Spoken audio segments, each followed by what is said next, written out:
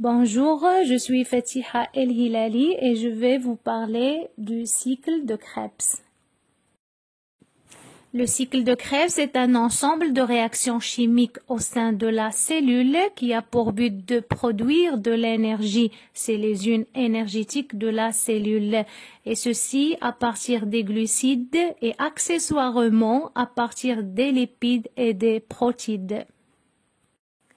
Le cycle de Krebs se déroule en présence d'oxygène sous forme libre diatomique, alors il a lieu dans la matrice de la mitochondrie. C'est la deuxième étape de la respiration aérobie après la glycolyse et avant la chaîne respiratoire. Le cycle de Krebs constitue la source de la plus grande partie de l'énergie produite par la respiration cellulaire. Le problème de l'organisme, c'est de fabriquer de l'énergie pour les cellules. La machine existe, c'est le cycle de Krebs. Elle est la plaque tournante de tous les catabolismes, glucides, lipides, protides, et donc il joue un rôle essentiel dans la production d'énergie. C'est ainsi que l'acétyl-CoA, le premier substrat, sera oxydé en CO2 avec production d'une molécule d'ATP ou GTP et réduction des cofacteurs NAD+ et FAD. Mais ce n'est pas tout. Le cycle de Krebs est une voie amphibolique, il est à la fois une voie anabolique et catabolique. Le cycle de Krebs n'est pas uniquement la voie directe de l'oxydation de l'acétyl-CoA en CO2, il est aussi une voie par laquelle les cellules sont susceptibles de synthétiser des modules biochimiques à partir desquels sont élaborés des glucides, des lipides, des bases nucléiques, des porphyrines et des aminoacides. Le cycle de Krebs repose sur la modification d'une molécule de citrate par l'intermédiaire d'enzymes et de cofacteurs. Il comporte 8 réactions enzymatiques. Le cycle génère ainsi 8 molécules différentes dont un nouveau citrate à la fin du cycle.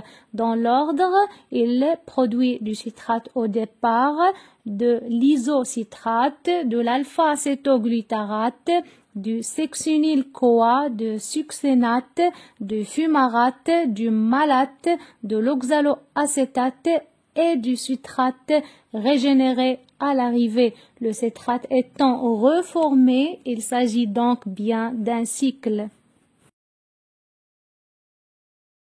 La première réaction est une formation de citrate à partir de l'acétyl-CoA et de l'oxaloacétate grâce à une enzyme qui s'appelle la citrate synthase. Le citrate ne peut pas subir de décarboxylation oxydative en raison de la position de son hydroxyle qui est tertiaire. Il doit donc être préalablement isomérisé en isocitrate grâce à la conitase. La troisième réaction est une oxydation et décarboxylation de l'isocitrate en alpha-acétoglutarate grâce à l'enzyme isocitrate déshydrogénase. La quatrième réaction est une décarboxylation oxydative de l'alpha-acétoglutarate en succinyl coenzyme A grâce à l'enzyme alpha-acétoglutarate déshydrogénase. Le succinyl coenzyme A, qui est un thioester, est converti en succinate par clivage de la liaison thioester de succinyl-CoA par l'enzyme succinyl-CoA synthétase. Le succinate est oxydé en fumarate avec libération de FADH2 réduit. Cette réaction est catalysée par succinate déshydrogénase. La septième réaction est une hydratation du fumarate en malate grâce à l'enzyme fumarate hydratase et l'intervention d'une molécule d'H2O. La dernière réaction est une oxydation de malate en oxaloacétate grâce à l'enzyme malate déshydrogénase. Le bilan du cycle de Krebs est de 12 molécules d'ATP, soit 3 molécules de NAD, une molécule de FAD et une molécule d'ATP ou GTP. Étant donné le rôle central joué par le cycle de Krebs dans le métabolisme cellulaire, le cycle de Krebs doit être étroitement contrôlé.